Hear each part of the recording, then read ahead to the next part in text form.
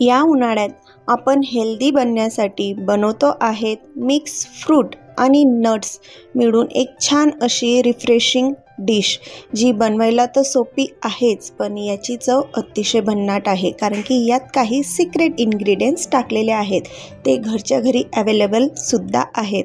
तर लगेच बनवायला सुरुवात करूया. नमस्कार, मी शीतल मॉम्स किचनमध्ये आपले मनपूर्वक स्वागत करते. तर सगळ्यात आधी आपण फ्रूट्स बघून घेणार आहेत. तर इथं 4 अशा मोसंबी, 1 टरबूज, बारीक कापलेला बदाम, पंपकिन सीड्स, काळे मनुके, त्याचबरोबर इथं अद्रकचा ज्यूस घेतलेला आहे आणि हनी घेतलेला आहे, म्हणजेच मध. आता इथं मी 1 मोसंबी ही कापून घेते आहे. मोसंबी ही छान पिकलेली असावी, म्हणजे आंबट लागणार नाही. तर याची साल कापून घेते आणि साल कापून झाल्यानंतर आपण आता इथला बारीक तुकड्यांमध्ये कापून घेऊया.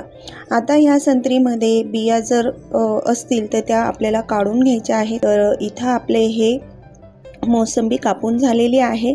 त्याचबरोबर इथं टरबूजसुद्धा कापून घेते आहे. तर इथं आपल्याला टरबूज कापताना जो बियांचा भाग असतो तो साईडला काढून ठेवायचा आहे आणि जो विदाऊट बियांचा असतो तो वापरायचा आहे.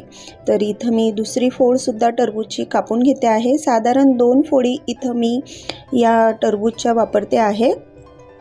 तर इथं टरबूजसुद्धा कापून झालेला आहे. आता 1 ॲपल कापून घेते. ॲपलची स्किन काढायची अजिबात गरज नाही आहे, कारण की स्किनमध्ये भरपूर विटॅमिन्स असतात त्यासाठी. तर इथं मी एका बाउलमध्ये हे सर्व फ्रूट्स टाकून घेतलेले आहेत. आता 1 चमचा इथं अद्रकचा रस घेतलेला आहे. त्यामध्ये आता साधारण 1 चमचा आपण मध टाकून घेणार आहोत. इथं मी डाबरचं मध वापरते आहे. आता अद्रक आणि मध हे व्यवस्थित मिक्स होईल अशा प्रकारे मिक्स करून घेते. मिक्स झाल्यानंतर आपल्याला ह्या फ्रूट्सवर तो रस टाकून घ्यायचा आहे. अगदी मस्त टेस्ट लागते ह्या अद्रक आणि मधाची ह्या फ्रूट्सवर. आता इथं हे व्यवस्थित मिक्स करून झालेलं आहे. टरबूज इथं थोडंसं पाणी सोडतं. तर इथं हे मिक्स करून झाल्यानंतर आपण लगेच डिश सर्व करूया. तर हे मिक्स फ्रूट आपण यावर टाकून घेतो आहेत आणि आता हे उरलेलं पाणी आपण साईडला राहू देणार आहेत. हे पाणी पिलं तरीसुद्धा खूप छान टेस्ट लागते.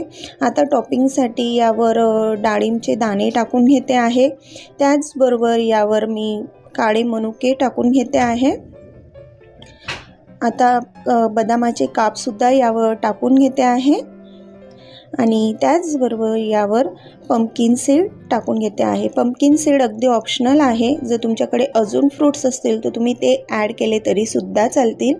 आता यावर मी काळी तीळ टाकून घेते आहे. तर अतिशय सुंदर आणि अगदी सोप्या पद्धतीमध्ये हे मिक्स फ्रूट आणि नट्स सलाड बनवून तयार झालेला आहे.